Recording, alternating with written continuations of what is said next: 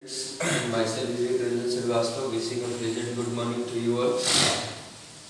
We are going to study physics for class 9th and we are studying your first chapter, which is motion.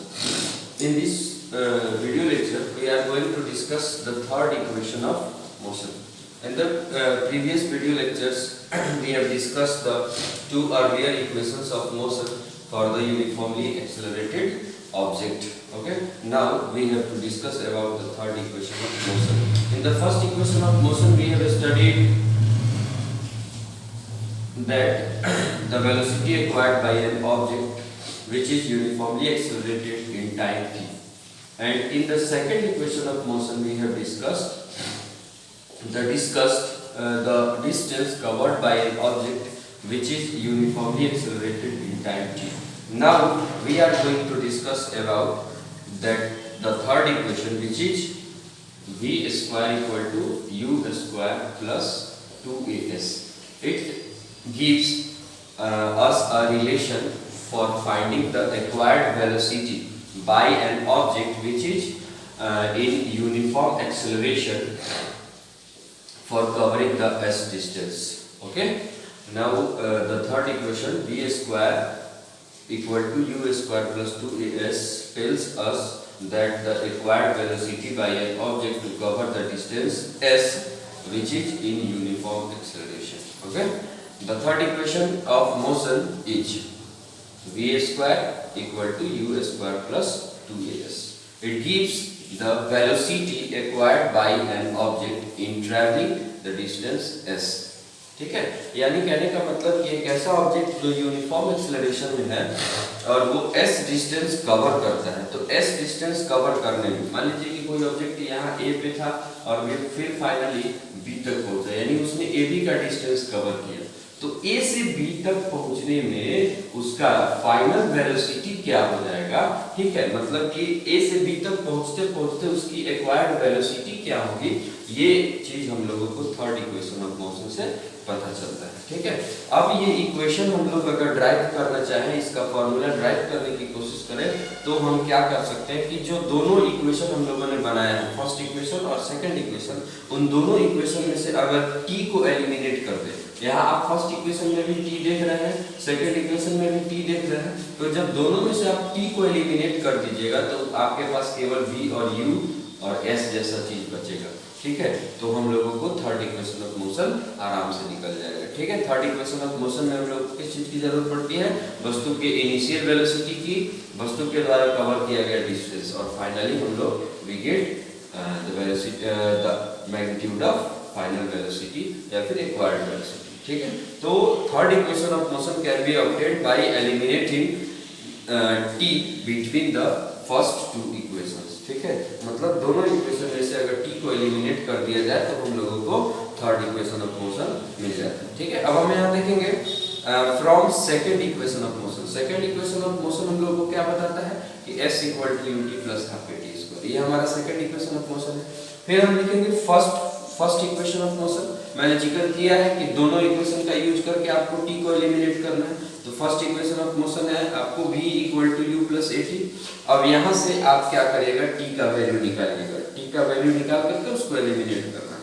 तो t का value निकालने के लिए हम क्या कर सकते हैं, इस v को लेकर u को लेके v में से माइनस कर लिया, at का वैल्यू हो गया v माइनस u, फिर t इक्वल टू हो गया v minus u by a। ये हमारा t का वैल्यू हम लोगों को मिल गया, t will be equal to v minus u by a। अब इसी t का वैल्यू हम इस सेकंड इक्वेशन ऑफ मोशन में रख लेते हैं। t का वैल्यू किस में रख लेते हैं, सेकंड इक्वेशन ऑफ मोशन। देखेंगे putting this value of t in second equation of motion. जब हम लोग t का value second equation of motion में रखेंगे तो देखिए क्या मिलेगा। हम जाते हैं, सेकंड इक्वेशन ऑफ मोशन होता है s equal to ut plus half at square. ठीक है, तो अब जहां जहां t है वहां t का जो वैल्यू हम लोग को मिला है वो रखते हैं। तो अब हमारा ये रिलेशन बनेगा u और t का वैल्यू हम लोग को मिला था v minus u by a, यहाँ पे रख लिया।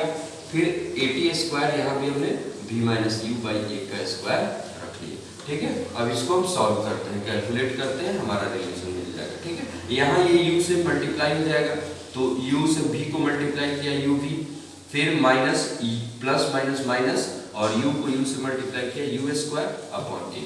फिर इसको हम लोग मल्टीप्लाई करते हैं, 2 को थोड़ा देर के लिए हम नीचे लेके जाते हैं, 2 और a जो है स्क्वायर के साथ है तो 2a स्क्वायर नीचे आ गया। अब ये a और v माइनस u का होल स्क्वायर, तो v माइनस u का होल स्क्वायर हम तोड़ लेंगे, तो a माइनस b के होल स्क्वायर पे अगर इसको तोड़ने की कोशिश करते हैं तो a square plus b square यानी v square plus u square और माइनस 2a भी होता है तो माइनस 2uv। ठीक है, ये हम लोग को मिल गया। अब आगे फिर सॉल्व करते हैं, u v minus u square upon a। फिर यहाँ देखेंगे हम लोग इस a से a स्क्वायर में से एक a को कटा देंगे, तो अब नीचे केवल क्या बच गया 2a, ऊपर वाला वही सेम रह जाएगा b square plus u square minus 2uv। ठीक है, अब देखेंगे हमारा, अब हम लोग a और 2a का यहाँ LCM ले लेते हैं। a और 2a का जब LCM ले जाएगा तो LCM मिलेगा आपको 2a। ठीक है, फिर इस a से 2a को डिवाइड करिएगा तो मिलेगा 2, 2 से ये दोनों मल्टीप्लाई हो जाएगा तो 2 से मल्टीप्लाई इसको करिएगा तो 2uv और माइनस 2u स्क्वायर। ठीक, फिर ये 2a से 2a को डिवाइड करेंगे 1 आएगा, 1 से इसको मल्टीप्लाई करिएगा सेम चीज रह जाएगा, तो आपको मिला b square plus u square minus 2uv। यहाँ हम देख रहे हैं कि ये 2uv का साइन नेगेटिव है, माइनस है, और यहाँ पे पॉजिटिव है, दोनों एक दूसरे से कैंसिल हो जाएंगे। अब हमारा कुछ रिलेशन इस तरह से मिलेगा v स्क्वायर, और यहाँ देखेंगे माइनस का 2u स्क्वायर है और यहाँ प्लस का 2u स्क्वायर है। तो हम जानते हैं कि जब दो डिफरेंट साइन वाले टर्म्स आते हैं तो उसमें क्या करते हैं, बड़े वाले में से छोटे वाले को सब्ट्रैक्ट करा लेते हैं और बड़े वाले का साइन पुट कर देते हैं। तो माइनस के 2u में से अगर प्लस के u स्क्वायर को आप सब्ट्रैक्ट कराइएगा तो आपको माइनस u स्क्वायर मिलेगा, और फिर प्लस v स्क्वायर यहाँ पे है। अब ये आपका रिलेशन कुछ इस तरह का होगा, v square minus u square by 2a। अब ये 2a जाके इधर s से मल्टीप्लाई होगा तो आपको मिल गया 2as equal to v square minus u square. फिर u स्क्वायर इधर माइनस में, इधर आके ये प्लस में हो जाएगा। अब मिल गया 2as plus u square equal to v square. अब इसको आप एक बार अरेंज कर लेते हैं तो आपका ये रिलेशन मिल जाता है v square equal to u square plus 2as। ठीक है, ये हमारा थर्ड इक्वेशन है। ठीक है, तो इसकी सहायता से हम, अगर हम लोगों को केवल वस्तु का इनिशियल वेलोसिटी, उसके द्वारा कवर किया गया डिस्टेंस, उसका यूनिफॉर्म एक्सेलरेशन अगर पता हो तो हम उसका एक्वायर्ड वेलोसिटी प्राप्त कर सकते हैं कि वो वस्तु s डिस्टेंस कवर करने में कितना वेलोसिटी एक्वायर करेगा। ठीक है, आज इतना ही तक, इसके आगे हम लोग नेक्स्ट वीडियो में पढ़ेंगे। ठीक है, थैंक यू वेरी मच।